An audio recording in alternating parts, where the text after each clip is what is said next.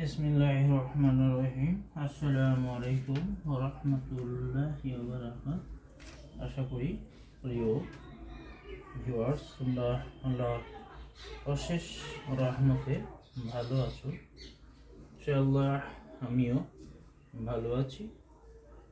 আশা করি তোমরা আজকে প্রেজেন্ট পারফেক্ট টেন্সের পার্ট 2 এর ক্লাস নিয়ে উপস্থিত হয়েছে ইনশাআল্লাহ। দেখো, প্রেজেন্ট পারফেক্ট টেন্সে দুইটা কাজ সংঘটিত হয়। এখন একটা আগে আর একটা পরে। তোমরা অনেকেই আছো যে প্রেজেন্ট পারফেক্ট টেন্সের গত ক্লাসে তার গঠন প্রণালী চেনার উপায় সেটা বিস্তারিত গঠন এবং স্ট্রাকচার দিয়ে আমি বোঝাইছি। আজকে দ্বিতীয় পার্ট। আজকে বেশ কিছু জিনিস আছে আলাদা এবং সেটা তোমাদের অবশ্যই বুঝতে হবে। দেখো, এই বা চারটি যে সেন্টেন্সে এটাই টেম্পোরাল সময় সংক্রান্ত বা কন্ডিশনাল এবং শর্ত সংক্রান্ত ক্লাসে ভবিষ্যৎ সময় বোঝাতে প্রেজেন্ট পারফেক্ট টেন্স ব্যবহৃত হয়। প্রেজেন্ট পারফেক্ট টেন্স ব্যবহৃত হতে হয়। দেখো, আমি তোদের বলি চিঠি লেখা শেষ হবার পরই আমি আসব। দেখো, দুটো কাজ, চিঠি লেখা শেষ হবে তারপরে আমি আসব। দেখো, সে ফিরে না আসা পর্যন্ত এখানে একটা কাজ, আমি এখানে অপেক্ষা করতে থাকবো। এখানে আর একটা কাজ, তুমি কলেজে যাবে, একটা কাজ যখন তুমি এসএসসি পাস করবে। তাহলে এখানে দুটো কাজ। এটা তোমার জন্য, এটি আমি তোমার জন্য কিনবো যদি আমার টাকা থাকে।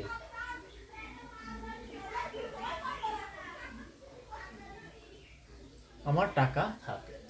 এই চারটি সেন্টেন্সে দেখো, যদি কন্ডিশনাল আছে, এখানে যখন দেখো টেম্পোরাল উল্লেখ আছে, এখানেও দেখো পর্যন্ত এখানে কন্ডিশনাল আছে এবং এখানেও দেখো সময় আছে।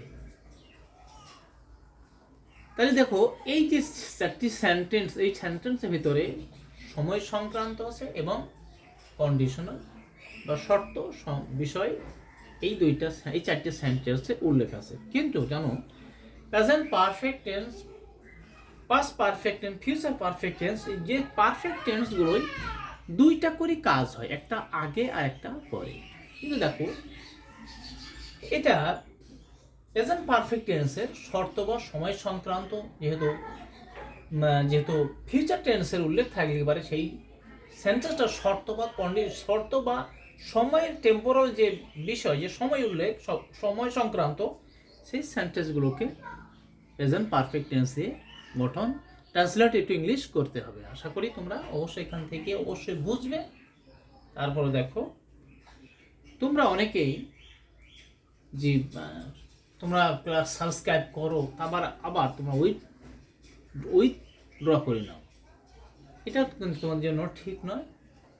তোমাদের যদি টেন্স সম্বন্ধে ধারণা না থাকে, গঠন সম্বন্ধে ধারণা না থাকে, তাহলে তোমরা কিভাবে এই সেন্টেন্সগুলোকে ট্রান্সলেট করতে পারবে? দেখো, এই বাক্যগুলো যখন লেখা হয়েছে, কারণ যদি বাক্য লিখে ট্রান্সলেট করা হয় তো অনেক সময় প্রয়োজন, যার জন্য বাক্যগুলোকে আমি লিখেছি। প্রথম দেখো, চিঠি লেখা শেষ হবার পরই, এখানে দেখো তাগিদ রয়েছে, পরই আমি আসবো। তাহলে আমি আসবো এইটা ফিউচার ইনডিফিনিট টেন্সে করতে হবে। সেটা হচ্ছে দেখো, আমি শ্যাল কাম, আমি আসবো।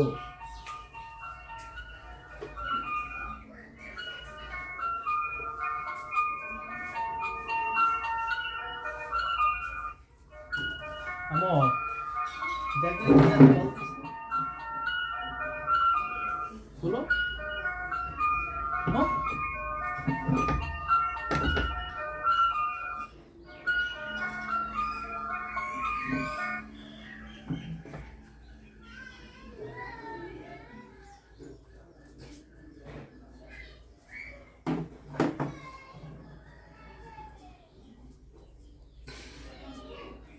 I shall come, আমি আসবো। এখানে দেখো এই পরে যে শব্দটা থাকে বা মাত্র বা পরে সেখানে as soon as বসানো ব্যবহার as soon as বসে। তারপর দেখো এবার শেষ হওয়ার as soon as বসার পরে আমি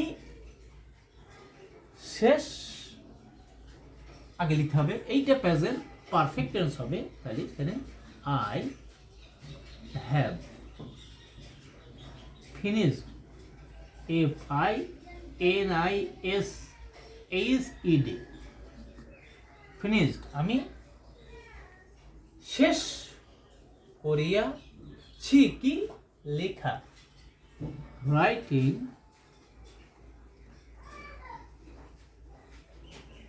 the letter,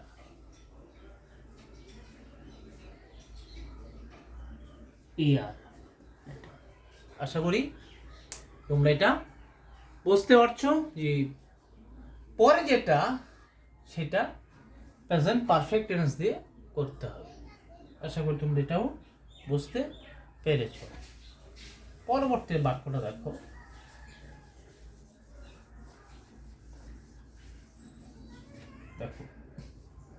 সে ফিরে না আসা পর্যন্ত আমি এখানে অপেক্ষা করতে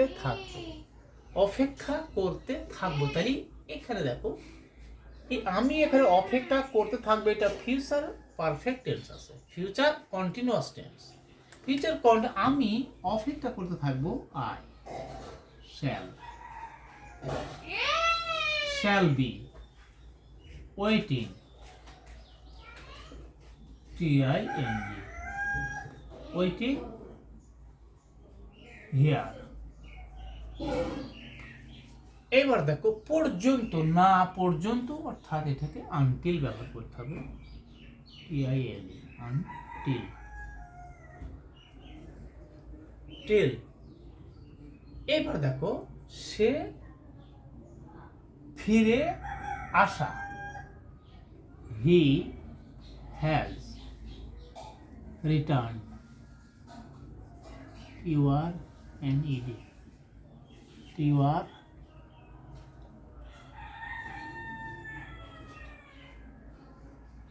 returned। আশা করি তোমরা এটা অবশ্যই বুঝতে পারছো। পরবর্তী বাক্যটা দেখো,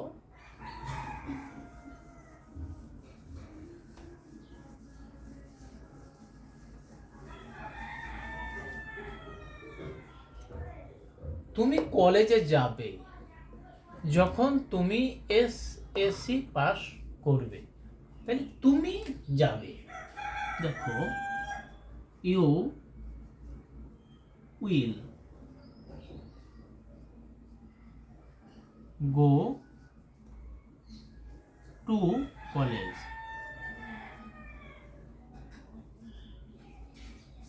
তাহলে you will go to college, তুমি কলেজে যাবে। যখন হয়ে তুমি পাস করবে, তাহলে you have passed the SC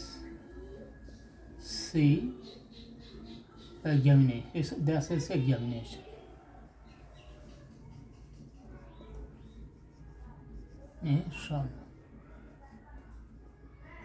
আশা করি এটা তোমরা বুঝতে পারছো। যেহেতু সময় পরে যে বাক্যটা এখানে এটাও ফিউচার টেন্সে বাংলা রূপ আছে, এটাও ফিউচার টেন্সে বাংলা রূপ আছে, কিন্তু যখন সময় উল্লেখ করছে তখন এই সেন্টেন্সটা প্রেজেন্ট পারফেক্ট টেন্স দিয়ে ট্রান্সলেট করতে হবে।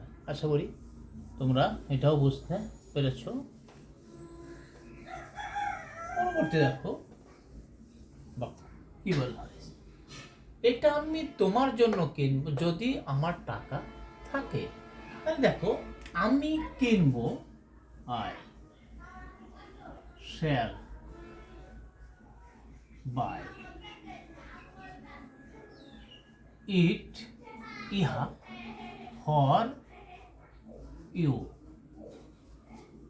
দেখো আমি কিনবো, এটা তোমার জন্য, ফর ইউ। এখানে যদি দেখো এখানে ইফ, এবার আমার টাকা থাকে, আই হ্যাভ গট মানি। আশা করি এটাও তোমরা বুঝতে পেরেছ। পরবর্তী বাক্যটা দেখো,